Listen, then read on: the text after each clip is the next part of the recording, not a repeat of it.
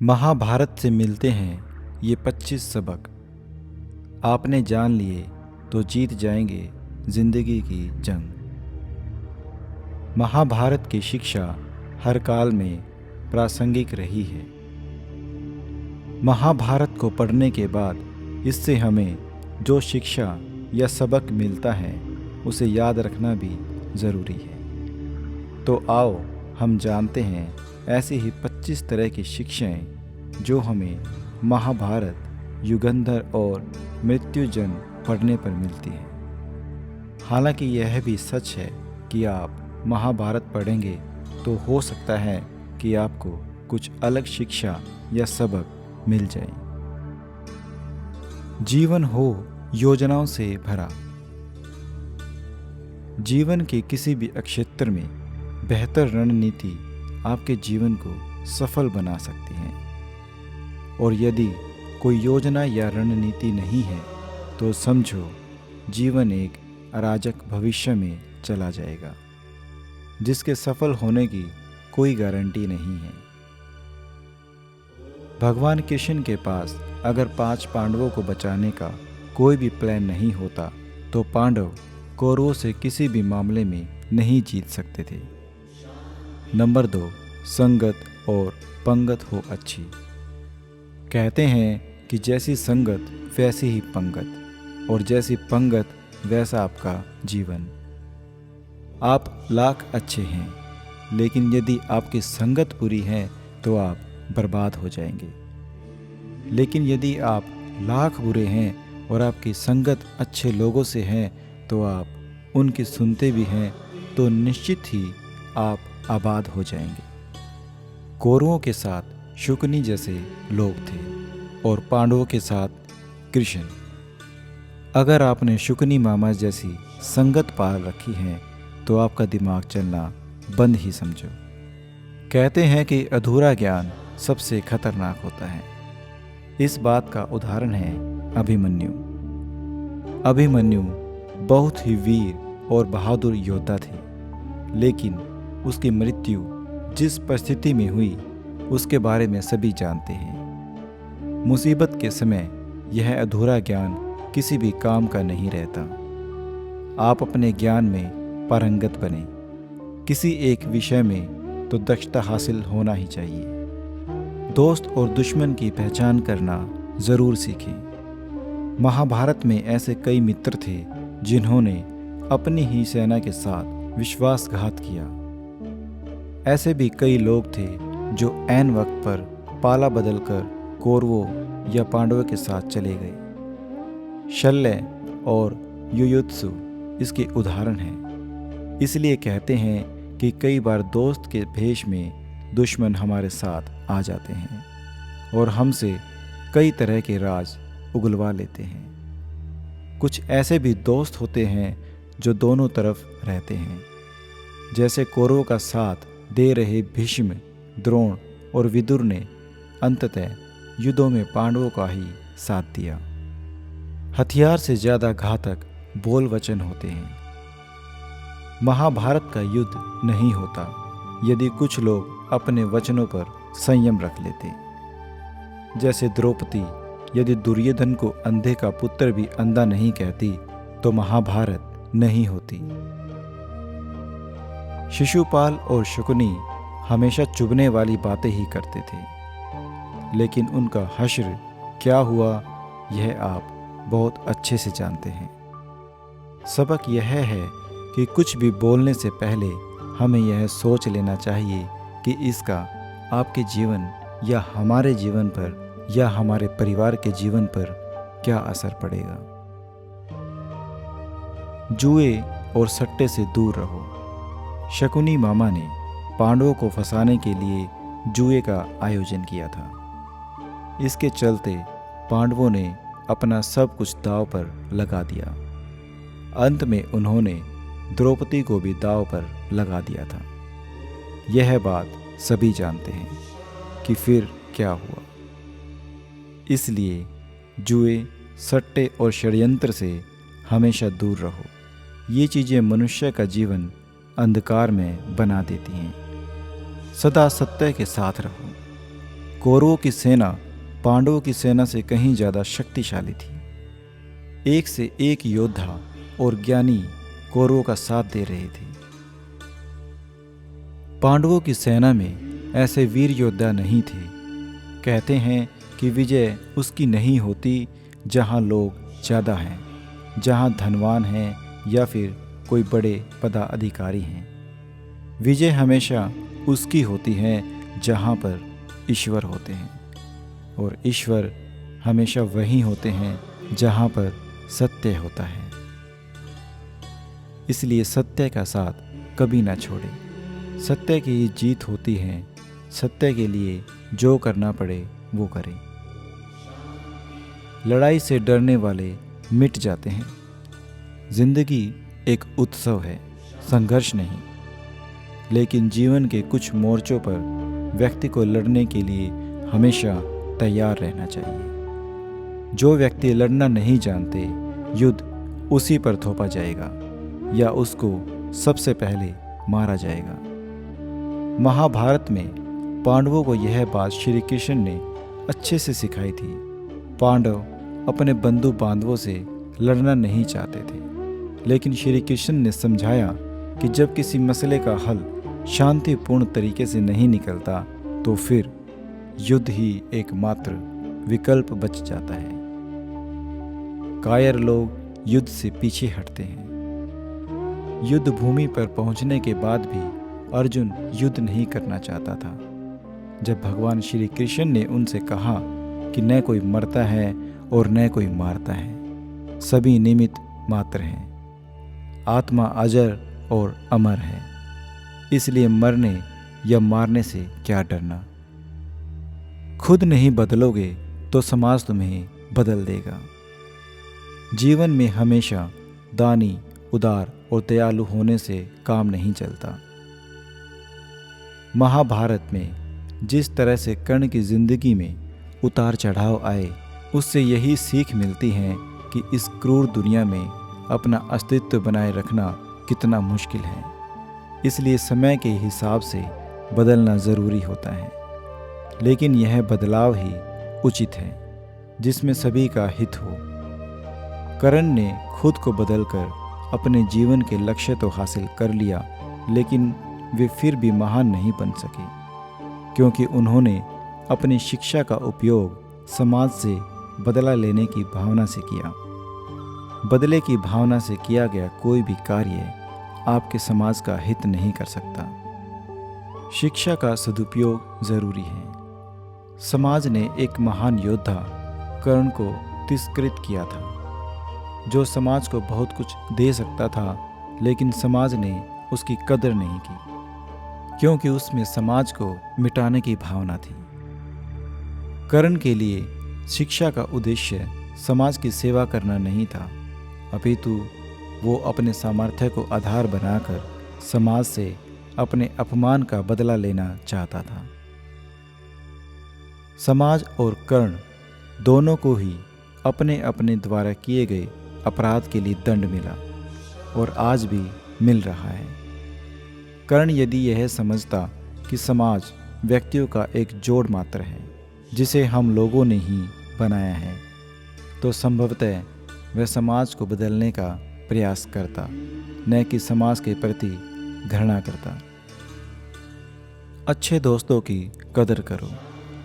ईमानदार और बिना शर्त समर्थन देने वाले दोस्त भी आपका जीवन बदल सकते हैं। पांडवों के पास भगवान श्री कृष्ण थे, तो कौरवों के पास महान योद्धा कर्ण थे। इन दोनों ने ही दोनों पक्षों को बिना शर्त अपना पूरा साथ और सहयोग दिया। यदि कर्ण को छल से नहीं मारा जाता तो कौरवों की जीत तय थी। पांडवों ने हमेशा श्री कृष्ण की बातों को ध्यान से सुना और उस पर अमल भी किया, लेकिन दुर्योधन ने कर्ण को सिर्फ एक योद्धा समझकर उसका पांडवों की सेना के खिलाफ इस्तेमाल किया। यदि दुर्योधन कर्ण की बात मानकर कर्ण को घटोत्कच को मारने के लिए दबाव नहीं डालता, तो इंद्र द्वारा किया गया जो अमोघ अस्त्र कर्ण के पास था, उससे अर्जुन मारा जाता। भावुकता कमजोरी है, धृतराष्ट्र अपने पुत्रों को लेकर जरूरत से ज्यादा ही भावुक और आसक्त थे। यही कारण रहा कि उनका एक भी पुत्र उनके वश में नहीं रहा। वे पुत्र मोह में भी अंधे थे। इसी तरह महाभारत में ऐसे ऐसे पात्र मिल जाते हैं जो अपनी भावुकता के कारण मूर्ख ही सिद्ध होते हैं। ज़रूरत से ज़्यादा भावुकता कई बार इंसान को कमज़ोर बना देती है और वो सही गलत का फ़र्क नहीं पहचान पाता। कुछ ऐसा ही हुआ महाभारत में धृतराष्ट्र के साथ, जो अपने पुत्र मोह में आकर सही गलत का फ़र्क भूल गए। शिक्षा और योग्यता के लिए जुनूनी बनो। व्यक्ति के जीवन में उसके द्वारा हासिल शिक्षा और उसकी कार्य योग्यता ही काम आती है। दोनों के प्रति एकलव्य जैसा कानून होना चाहिए, तभी वह हासिल होती है। और अगर आप अपने काम के प्रति जुनूनी हैं तो कोई भी बाधा आपका रास्ता नहीं रोक सकती। कर्मवान बनो। इंसान की जिंदगी जन्म और मौत के बीच की कड़ी भर है। यह जिंदगी बहुत छोटी है। कब दिन गुजर जाएगा आपको पता भी नहीं चलेगा। इसलिए प्रत्येक दिन का भरपूर उपयोग करना चाहिए। कुछ ऐसे भी कर्म करना चाहिए जो आपके अगले जीवन की तैयारी के हों। ज़्यादा से ज़्यादा कार्य करो। घर और कार्यालय के अलावा भी ऐसे कार्य करो जिससे आपके संतानें आपको याद रखें। गीता यही संदेश देती है कि हर पल ऐसा कार्य करो जिससे हमारे जीवन को और सुंदर बनाया जा सके। अहंकार और घमंड होता है तो वहाँ पर पतन बहुत जल्दी होता है। अपनी अच्छी स्थिति, बैंक बैलेंस, संपदा, सुंदर रूप और विद्वता का कभी अहंकार मत कीजिए। समय बड़ा बलवान है।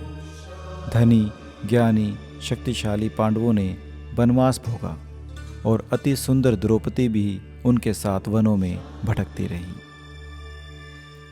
समय के खेल निराले हैं। जिस अम्बा का जीवन भीष्म के कारण बर्बाद हो गया था, उसने शिखंडी के रूप में जन्म लेकर भीष्म से बदला लिया था। महाभारत में ऐसे कई उदाहरण हैं जिनसे यह प्रेरणा मिलती है कि घमंड को पतन का कारण बनाने में देर नहीं लगती। कोई भी संपत्ति किसी की भी नहीं है। अत्यधिक लालच इंसान की जिंदगी को नरक बना देता है। जो आपका नहीं है उसे अनीतिपूर्वक लेने और हड़पने का प्रयास बिल्कुल ना करें। आज नहीं तो कल उसका दंड अवश्य मिलेगा। भगवान श्री कृष्ण कहते हैं कि आज तो तेरा है और कल किसी और का, और आने वाला कल किसी और का हो जाएगा। तू संपत्ति और वस्तुओं से आसक्ति मत पाल। यह तेरी मृत्यु के बाद यहीं रखे रह जाएंगे। अगर तुम्हें कुछ पाना है तो तुम परिवार का प्रेम पाओ, अपनों का प्यार पाओ जो हमेशा तेरे साथ रहेगा। ज्ञान का हो सही क्रियान्वयन। शिष्य या पुत्र को ज्ञान देना माता पिता व गुरु का कर्तव्य है, लेकिन सिर्फ ज्ञान से कुछ भी हासिल नहीं होता। बिना विवेक और समृद्धि के ज्ञान अकर्म या विनाश का कारण ही बनता है। इसलिए ज्ञान के साथ विवेक और अच्छे संस्कार देना भी जरूरी है। हमने ऐसे कई व्यक्ति देखे हैं जो हैं तो बड़े ज्ञानी, लेकिन व्यक्तित्व से दब्बू या खप्पू हैं या किसी जंगल में धोनी रमाकर बैठे हैं। उनके ज्ञान से न तो परिवार का हित हो रहा है और न समाज का। ऐसे लोगों को कहते हैं अपने मियाँ मिट्ठू, खुद लिखे और खुद ही बाँचें। दंड का डर जरूरी है। न्याय व्यवस्था सही कायम रखता है जो दंड को सही रूप से लागू करता है। यह चिंतन घातक है कि अपराध से घृणा करो, अपराधी से नहीं। दुनिया भर की जेलों से इसके उदाहरण प्रस्तुत किए जा सकते हैं कि जिन अपराधियों को सुधारने की दृष्टि से पुनर्वास कार्यक्रम चलाए गए, उन्होंने समाज में जाकर फिर से अपराध को अंजाम दिया। अपराधी को हर हाल में दंड मिलना ही चाहिए। यदि उसे दंड नहीं मिलेगा तो समाज में और भी अपराधी पैदा होंगे और फिर इस तरह संपूर्ण समाज ही अपराधियों का समाज बन जाएगा। युधिष्ठिर के अहिंसा में उनके विश्वास को देखते हुए युद्ध के बाद भीष्म को उन्हें उपदेश देना पड़ा कि राजधर्म में हमेशा दंड की ज़रूरत है, क्योंकि प्रत्येक समाज में अपराधी तो होंगे ही। दंड न देना सबसे बड़ा अपराध होता है। न्याय की रक्षा ज़रूरी है। न्याय हमेशा उन लोगों के साथ होता है जो शक्तिशाली हैं। उन्होंने अपने लिए न्याय मांगा है, उनके साथ ईश्वर ने न्याय किया। मांगोगे नहीं तो मिलेगा भी नहीं, यह प्रकृति का नियम है। गुरु द्रोणाचार्य ने कर्ण और एकलव्य के साथ ज़रूर अन्याय किया था, लेकिन आज दुनिया अर्जुन और सर्वश्रेष्ठ धनुर्धर नहीं मानती, क्योंकि कर्ण और एकलव्य ने हमेशा न्याय की मांग की और अंत में आज दुनिया उन्हें श्रेष्ठ धनुर्धर मानती है। महाभारत हमें यह सिखाती है कि न्याय की रक्षा करना कितना ज़रूरी है। लेकिन यह भी एक कटु सत्य है कि न्याय सिर्फ शक्तिशाली लोगों के साथ ही रहता है। छिपे हुए को जानने का ज्ञान ज़रूरी है। यह जगत यह व्यक्ति जैसा है, वैसा कभी दिखाई नहीं देता, अर्थात लोग जैसे दिखते हैं वैसे होते नहीं, चाहे वह कोई भी हो। महाभारत का हर पात्र ऐसा ही है, रहस्यमयी। छिपे हुए को जानना ही व्यक्ति का लक्ष्य होना चाहिए, क्योंकि ज्ञान ही व्यक्ति को बचाता है। भगवान श्री कृष्ण के ऐसे कई योद्धा थे जो छिपे हुए सत्य को जानते थे। सफ़र करने में होती है बरकत। एक स्थान से दूसरे स्थान पर जाना या एक स्थान को छोड़कर दूसरे स्थान पर रहने से लाभ ही मिलता है। पांडवों को हस्तिनापुर छोड़कर 2 बार जंगल में रहना पड़ा और अंत में जब उनको खांडवप्रस्थ मिला तो वे वहां चले गए। इसी तरह भगवान श्री कृष्ण को भी कई बार मथुरा को छोड़कर जाना पड़ा और अंत में वे द्वारिका में बस गए। कई बार लोगों को व्यापार या नौकरी के लिए दूसरे शहर या देश में जाना होता है। गोपनीयता और संयम जरूरी है। जीवन हो या युद्ध, सभी जगह गोपनीयता का महत्व है। यदि आप भावना में बहकर किसी को अपने जीवन के राज बताते हैं या किसी व्यक्ति या समाज विशेष पर क्रोध या कटाक्ष करते हैं तो आप कमज़ोर माने जाएंगे। महाभारत में ऐसे कई मौके आए जबकि नायकों ने अपने राज ऐसे व्यक्ति के सामने खोल दिए जो राज जानने योग्य ही नहीं थे, जिसके चलते कुछ लोगों को मुंह की खानी पड़ी। दुर्योधन, भीष्म, बर्बरीक ऐसे उदाहरण हैं जिन्होंने अपनी कमजोरी और शक्ति का राज खोल दिया था। चिंता, भय और अशांति है मृत्यु का द्वार। किसी भी प्रकार की चिंता करना, मन को अशांत रखना और व्यर्थ के भय को पालते रहने से मृत्यु आसपास ही मंडराती रहती है। मौत तो सभी को एक दिन आनी है, तो फिर चिंता किस बात की? कोई पहले मरेगा और कोई बाद में। चिंता का मुख्य कारण मोह है। जेल खाना, दवा खाना या फिर पागल खाना वह व्यक्ति जाता है जिसने धर्म सम्मता या संयमित जीवन नहीं जिया।